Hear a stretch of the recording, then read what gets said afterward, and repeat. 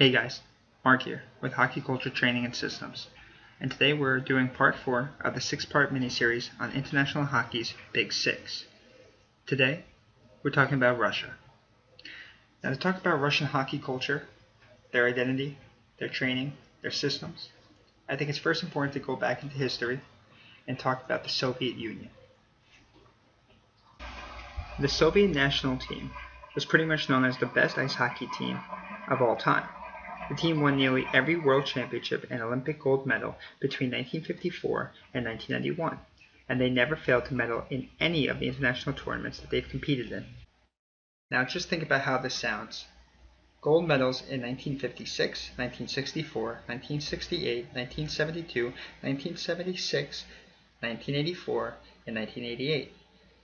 The Soviet Union has been able to develop dozens of legendary hockey players, like Nikolai Sologubov, and Vyacheslav Bobrov, and Veniamin Alexandrov, Vitaly Dedov, Anatoly Firsov, Valery Kalamov, Boris Mikhailov, Slava Fedisov, Tretiak, Igor Larinov, Sergei Markarov, Sergei Fedorov, Pavel Bure, and many, many others that I can't possibly put into this video. Now, shortly before the rise of the Soviet Union, Russia was invited by the International Ice Hockey Federation. This was in 1911, but it didn't last long. The sport never grew a liking in Russia, and they had to reject the offer. It was popular in parts of Latvia, but never captured the heart of Russian natives. Fast forward a bit to 1922, and we're seeing the rise of communism and the birth of the Soviet Union taking place. When ice hockey wasn't inherently popular within the culture, a sport called bandy was. Imagine field hockey played on ice. Now, this would remain the case for a very long time, where countries like Czech and Sweden left bandy behind in the early 1900s in favor on a focus of more of ice hockey. But the Soviets wouldn't consider this until after World War II. Records show that it was essentially the Germans who helped push the popularity within the Soviet culture. It became increasingly exciting for the younger generations, especially those at the university. Maybe it was considered a bit of counterculture, but one thing is for sure, ice hockey was growing far more rapidly at this time internationally, and the Soviets saw this as an opportunity to build the Soviet culture on the global stage. Some reports show Soviet officials who traveled to Latvia even to find the country's first equipment. They came back with clubs worth of pads, equipment, sticks, and skates, and even one puck. They brought back one puck. That's kind of crazy, but hey, pucks were hard to come by. Anyway, this is initially where we're introduced to Anatoly Tarasov, a name that you might have heard before. He's the grandfather of Russian hockey. Tarasov was a competitive athlete in bandy and football, as well as a military veteran, which allowed him to network with a lot of the higher-ups in the Soviet Union. After the war, he was asked to put together a competitive ice hockey program that would go on to compete at the highest level. Legend has it that Tarasov had originally asked to visit Canada to learn the game from the very best. However, no coach or club took him seriously and denied all of his requests. That's where he took it upon himself to build a system that was unique, and that would go on to be very successful. And that's pretty much the start of what became known as the Soviet Hockey Team, as well as the Soviet Hockey League, the development of the youth squad, and the beginning of what became known as the famous Russian style. In a few short years, training in the shadows, the Soviets would officially join the International Hockey League, going on to win gold at the first World Championships that they entered. Now that's crazy. It was 1954, and they went on to beat even the likes of Canada and USA. Now you want to talk about a miracle? Suddenly, every boy wanted a brand new hockey stick for their birthday or for New Year's, and it started growing popular. And the growing popularity was rising every year after every championship, year after year. Now the Soviets would go on to pretty much rewrite the history books by quickly becoming the best country in the world. What made them so successful? Well, it was a combination of a few different things, like a completely organized developmental program starting from the youth and filtering out the best athletes, in addition to a unique system unknown to the rest of the world, and a fitness culture that was built to create the very best athletes, not just in hockey, but all sports. Note, much of what we know today is in regards to sports training and science has come from the Soviets. Their work is still highly discussed today. It would take decades for the rest of the world to catch on. Now, even with so much success at the international level, Tarasov and the Soviets weren't really satisfied. They wanted to put their efforts against the best in the world, a Canada team hosting actual NHL Canadians. So in 1972, an 8-game series was proposed to have the NHL Canadians go up against the USSR and allow the Soviets to test their true ability. Now, I won't dive too much into the details of this series. You can find many documentaries on the Summit series, both for 1972 and 1974. However, there are some key points, like no one in America actually thought the Soviets had a chance of winning the series. Many didn't even think they would win a single game. They not only shocked the world by winning the first game, hosted in Canada, but the series went to the wire. One goal was the game 8 difference. I mean, this is a nobody nation that no one thought had a chance go up against the hockey juggernauts, Canada. Now, that series is considered among the best of all time. I think you can pretty much watch some of those games, if not all of those games, for free on YouTube. It changed the way, though, hockey was looked at forever. It allowed the West to finally open their eyes to new styles, new talents, and new strategies. And it opened eyes to many NHL scouts who were ready to draft Soviet players and many European players. However, that didn't really go so well. Anyway, all of this is kind of why I don't really understand the biggest criticism of the Soviets, who believe that they were only successful because they played against college kids and amateurs. Now, that's not necessarily true. They played dozens and dozens of games against NHL All-Stars, the WHA, as well as many NHL clubs. Here's a stat. In a total of 108 games between the Soviet clubs and the NHL franchises, the USSR clubs went on to win a total of 54%. This doesn't even include the 9% that ended up in a tie.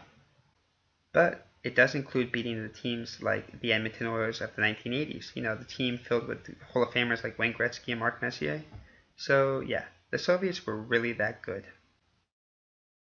Anyway, in the early 90s, communism essentially failed, and the Soviet Union as we knew it collapsed. Let it be known, though, that didn't stop the team from actually winning another gold medal at the 1992 Olympics under the Unified Nations flag. Amazing. And with the fall of communism, that led to the open door for many Russian players to leave home and test their skills on the world's biggest stage, the NHL. A few guys had risked fleeing the country beforehand, but most stayed. The Soviets, or Russians, found immediate success. Makarov won the NHL's rookie scoring title as a 31-year-old, and the Russian Five became a bit of a pop culture here, as they helped Detroit go on to becoming a force to reckon with. Anytime you can watch those highlights, do it. Now that's pure hockey. Now, with the fall of communism, Russia returned and hockey tried to pick itself up where it had left off. The Russian Hockey Federation was formed and a Super League was put together. Not all of this went smooth at first. Kind of the pros of a communist nation, where sports are heavily financed by the government. Not so much the case now. The Super League failed and the KHL was put in place instead. It's still around today, and it's considered the second best league in the world, constantly looking to expand its boundaries all over the Euro-Asian continent. Hopefully we can see a lot more KHL versus NHL matchups in the future. Anyway, the modern-day Russian hockey team has developed plenty of great players today, and the team has went on to win multiple gold medals at the World Championships, in addition to some silver and bronze. However, it hasn't quite found the same success as it used to have in the Olympics. However, that's pretty much what is expected when the government isn't giving you an unlimited amount of funds anymore, and your players can't play with one another all year long for decades at a time. But we'll see how they fare in the 2018 Olympics, as the NHL isn't part of the games, and they are considered the heavy favorites. Now, on to my favorite part. On to what makes the Russian style so unique. Remember, it all pretty much starts with Anatoly Tarasov, a young man who had the task of building a successful ice hockey program. Now remember, he tried to go to Canada to learn more about their game, but no one would actually have him over there. They were afraid of the opponent stealing ideas, tactics, and strategies. So he was left to his own creativity and Soviet resources. He took what he knew, like bandy and football, and combined it to other facets of Russian culture like chess, ballet, and sports science.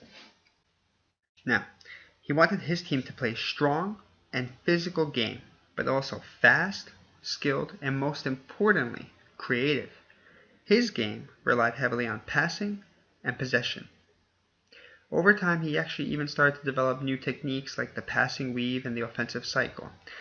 The weave is kind of like a give and go, and the offensive cycle is more of a specific thing you would do in the offensive zone, usually in the corner, with 2 or more guys, preferably 3, the 3 forwards, where you're cycling around that circle, that face-off dot, and your player with the puck will come out of that corner, but then drop it behind him for a teammate to pick up.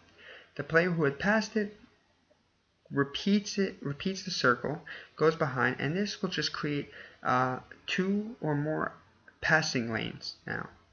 And by doing so, you're confusing the defense, you're creating more opportunity for yourself to do something with the puck, and in the end, you're creating higher quality scoring chances. Now, it's important to know that these two approaches to the game, they're pretty much commonly used by every country and team today. They're taught in every developmental program that I know of. This approach was very demanding, though, on the players, and so he had implemented a vigorous fitness program utilizing much of Soviet sports science that was developed during that time. He goes on to popularizing dryland hockey training, cross-training programs, and implementing a strength training routine year-round. It would take North American players nearly 40 years later to adopt this strategy year-round as well. Now, my favorite part about Tarasov's career is that he was an open book. Where the Canadians refused to let him learn the Canadian way, he was the complete opposite, and he would always allow foreigners to come in and see what they were doing. He wanted to sell the Russian way and turn it into the best system in the world. He wanted to turn it into something famous. Scotty Bauman recalls sitting down with Tarasov for hours talking shop on multiple occasions. And I remember reading about a high school hockey coach who would talk to Tarasov through letters for years, eventually getting the ability to go overseas and seeing it firsthand, but he used everything he learned from Tarasov during these conversations to implement the style into his high school team, and that team went on to becoming one of the state's best programs. Unfortunately, Tarasov's my way or the highway attitude left him with many enemies, and he was slowly pushed out of the coaching and developing of the national team in the late 1960s and the early 1970s. They called it a promotion into a managerial role, but it was pretty much being fired. And I think he was vocal about not liking that later on. Anyway, next came Viktor Tikhonov, one of the more famous coaches, having been behind the bench during the 1980 Miracle Game.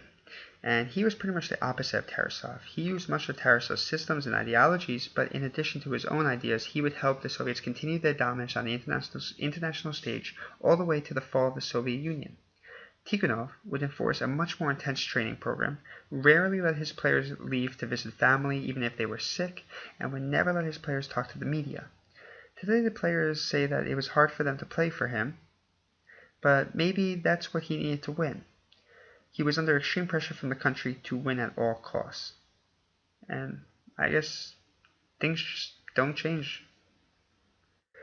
Much of the modern game is designed around the original Soviet philosophies. Many Russians today say the hardest thing to get used to when they come over to North America is the idea of dump and chase, believing that such a tactic only leads to a loss of possession.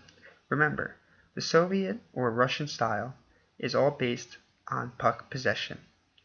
It's not exactly a better form of hockey, but it's different.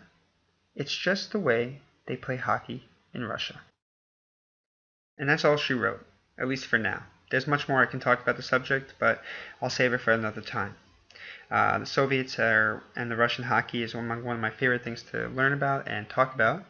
And Anatoly Tarasov might be my favorite coach of all time. I admire him, and I try to adopt a lot of what he's implemented into my coaching strategies and even into my playing strategies back in the day. Anyway, that's that. And I just want to say, if you liked the video, please share with your friends, family, and teammates. And as always, if you want to see more of these videos, please subscribe by just clicking below. Thank you very much. Cheers.